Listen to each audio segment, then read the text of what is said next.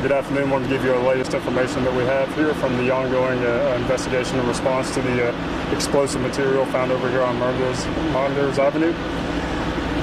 As of right now, here's the latest we have right now with support from the Knox County Sheriff's Office and the Metro Knoxville Police Department, who responded for their bomb squad, responded to provide additional assistance, in particular their advanced equipment. We did deploy an explosive ordnance robot towards the box and to get some samples of what we're dealing with, some samples of the suspected dynamite. That they tested those samples, and as confirmed by lab scientists at Quantico, it did test positive for ammonium nitrate, which is consistent with dynamite. So what's going to happen now is we're going to take a small sample, a small portion of what we have gathered from inside the box to verify that the disposal method will work the way that we believe it will work, which is that if, as I said before in a previous briefing, dynamite, the traditional method for rendering that safe is to douse it in diesel and then light it on fire, and it burns out on its own and then removes any of the explosive properties. So that's fully how we expect this is going to react, but we want to confirm that and verify that that's how it is going to react. The initial report was that there was around 200 sticks of dynamite in the box. That was from the initial 911 call. We're still working to verify the number, but of course we know that it is an extremely large amount of dynamite. Still a very, very delicate process. From afar, using the robotics, we're having to get these pieces one by one by one. But again, the next steps forward for us is to test to confirm how it's going to react to that intervention method with the doused diesel and burning it out, and then that'll really whatever happens with that will inform the game plans for the rest of the day in terms of how we dispose of the remainder of the contents of the box. Setting the expectations moving forward, as this is a really delicate, slow-moving process. We believe that because we're having to again remove these piece by piece from afar, can't just go in and pick this whole thing up. The smoldering is no longer an issue with that. The door was removed from away from the box, so the smoldering and the smoke is no longer an issue. But it still is a very delicate process when you're talking about taking in robotics to remove these piece by piece. So, setting the expectations, we believe really strongly at this point that this still is going to be a slow-moving process, and that we could go into the night and maybe even into tomorrow still with the evacuation zones in place. That's where we're at right now. Again, of course, we understand the inconvenience and the uncertainty that's caused for some of the residents that are inside this evacuation zone. But safety is first and foremost and paramount to us. We know we're dealing with now at this point what is a large amount of likely unstable and explosive devices.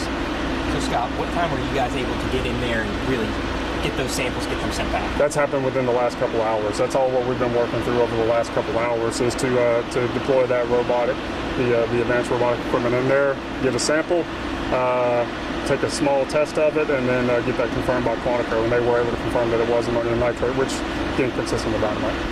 Do we have any idea at this point how 200 sticks of dynamite can end up in a retail store? We don't. It's not. I want to be clear. It's not a retail store. CMC Recycling is a metal recycling facility. Now, our understanding is that they actually purchase stuff that is then later salvaged as part of their process. In talking to them, they're still unclear about where they might have purchased it from or obtained it from, but we know that it had been, they're still working through that process to figure out where it came from. The box, we know it had been there at least several days. And then when they went through there, they were doing the torch process of the salvage process of torching it to kind of break it down. That's when they discovered the contents were revealed, and they stepped back, called us, and said, looks like this is dynamite in here, which has now been verified by Quantico lab scientists. So they were operating a torch in close proximity? The box was unmarked. The box is a big, large steel box that's unmarked. Into the box. That's our understanding. With a torch that contained. That's our understanding. Yeah, but the box was completely unmarked. It's a large steel box, roughly 5 feet by 5 feet. Unmarked box. It was locked. And the evacuation order is still in place. What do you have to say to the people who decided to stay? Well, we continue to urge those folks, anybody who are in the evacuation zone, to leave. again, I can't reiterate, understand that this is an inconvenience. There's uncertainty of the timing of when this could end, but our safety is first and foremost our most important thing that we're thinking about right now. And we will keep the evacuation zone in place until we feel comfortable that this whole situation has been and the explosive material has been handled successfully. Scott, can you roll out that it's not a malicious act? We still have no reason to believe that this was any malicious act. I want to again reiterate that there are no other known explosives anywhere in the city, no other known bomb threats anywhere in the city. By all accounts, again, CMC is still working to determine how they got it, where they acquired it from, and if that individual where they purchased from knew what the contents included. But there is no reason to believe that there was a malicious act or some criminal intent with the box ending up there. As I understand, dynamite becomes more unstable the older it is. Is that something you guys have to take into consideration? That is, of course, it is. We don't really know the age of this, so we can guess that this is older, but we don't fully know the age of this. Assistant Chief Wilbanks might be able to weigh in a little bit more on those considerations and the potential unstable nature of the dynamite. But that is certainly a considering factor in how we could actually approach this and try to address it.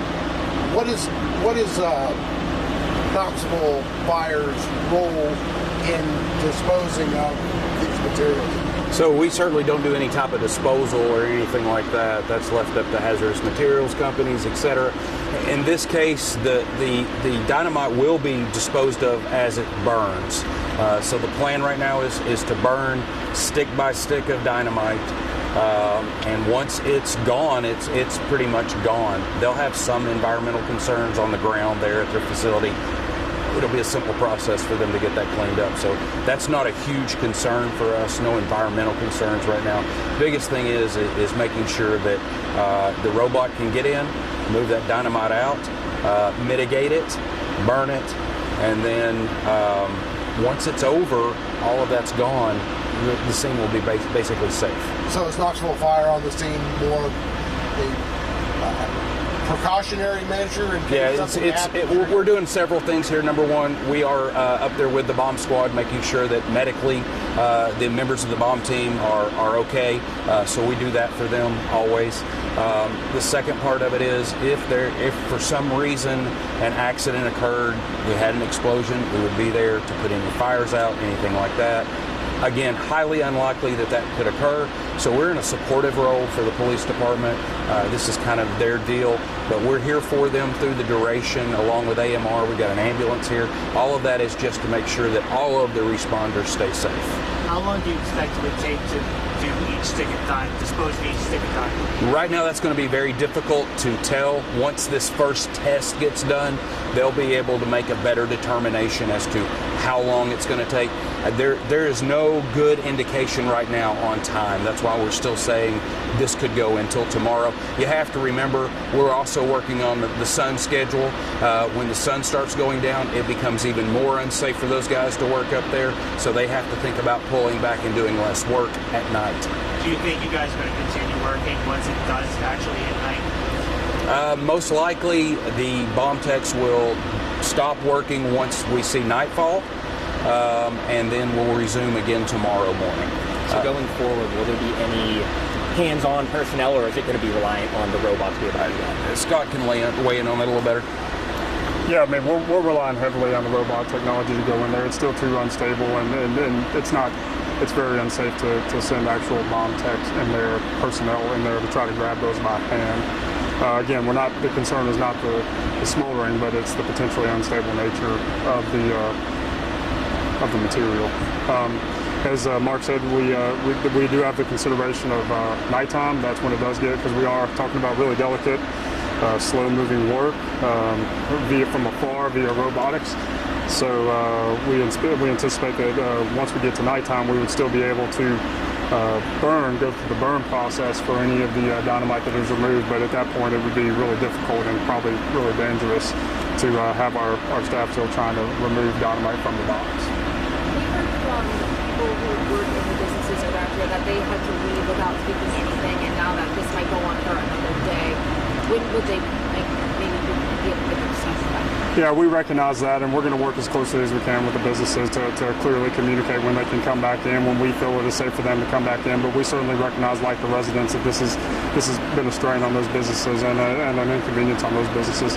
But again, our first and foremost priority is safety for everybody in this area. We've been in contact with a couple of the businesses that reached out, and we've basically told them the same thing we're telling the residents. As soon as we can give you information on when you can return, we'll get you back in.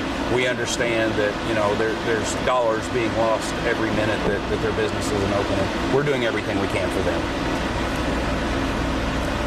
Appreciate you all. Thanks so much. Thank you guys. Thanks.